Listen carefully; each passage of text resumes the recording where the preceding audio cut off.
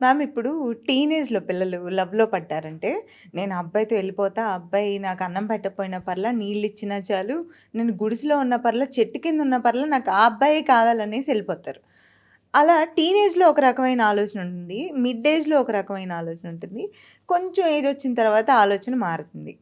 ఇలా ఏ వయసులో ఎలాంటి ఆలోచనలు చేస్తే లైఫ్ బావుంటుంది? నేను నీకు ఇంతకు ముందు ఒకసారి నువ్వు నన్ను నవ్వా గుర్తుందా? చిన్నప్పుడు వేసుకున్న ఫ్రాక్‌లో ఇప్పుడు ఫిట్ అవుతావా అని. ఆ!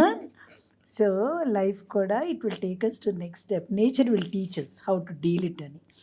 ఆ చిన్నప్పుడు ఉన్నయన్నీ ఇన్‌ఫాక్చుయేషన్స్ రూప. అప్పుడు ప్రపంచంలో ఇప్పుడు అమ్మా, నాన్న డబ్బుల మీద, అమ్మా, నాన్న రెస్పాన్సిబిలిటీస్ మీద మనకే బాధ్యతలు లేకుండా పెరుగుతున్నప్పుడు, ఒక మనిషిని చూసి క్రియేట్ అయ్యే ఆ ఇన్ఫాక్చుయేషన్‌లో ఏది అసలు ఏమి తర్వాత ఆ మనిషితో బతకటం అంటే ఏంటో తెలియకుండానే మంచినీళ్ళు తాగి, అన్నం తిని అమ్మాళ్ళు ఇచ్చేయన్నీ అరేంజ్ చేసినయన్నీ తినేసి బతికినట్టు అక్కడే ఉంటుందని అనుకుంటారు. వెళ్ళిన తర్వాత తెలుస్తుంది, మనం తినే తిండికి కూడా మనమే కష్టపడి తెచ్చుకోవాలి. అమ్మ, నాన్న తీసుకొచ్చి ఇవ్వరు. ఇట్స్ ఎ డిఫరెంట్ లైఫ్ అని. అవును. సో, ఆ కష్టంలో ఏమవుతుంది, స్ట్రగుల్స్ స్టార్ట్ అవుతాయి. ఆ స్ట్రగుల్స్‌లో కొన్ని నేర్చుకుంటాం. సో, కలల్లో డ్రీమ్స్ ఊహల్లో. ఉన్నాయి. ఊహలుంటాయి గదా! ఆ ఊహలన్నీ కూడా రియాలిటీలోకి వచ్చినప్పుడు వాట్ హ్యాపెన్స్, ఆ రియాలిటీ చాలా పెయిన్‌ఫుల్‌గా ఉంటుంది. స్ట్రగుల్స్ స్టార్ట్ అవుతాయి.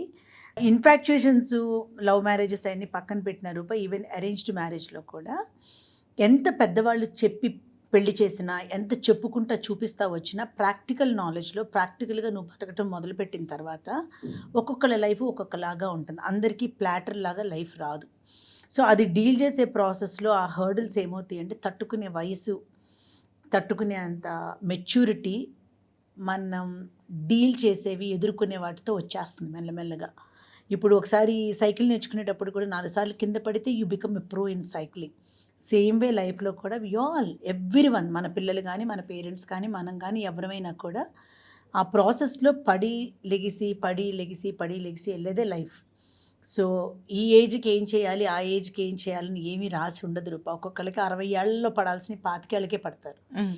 కొందరికి లైఫ్ అలా స్మూత్‌గా ఎళ్తా ఉంటుంది. చిన్న చిన్నవి కూడా పెద్దగా అనుకుంటా ఉంటారు. So, each one will have to deal their own things. They have to learn and grow with the age, with the situations, circumstances and అంతే అలా ఎళ్ళిపోయి ఎండ్ అయిపోతాం. రైట్.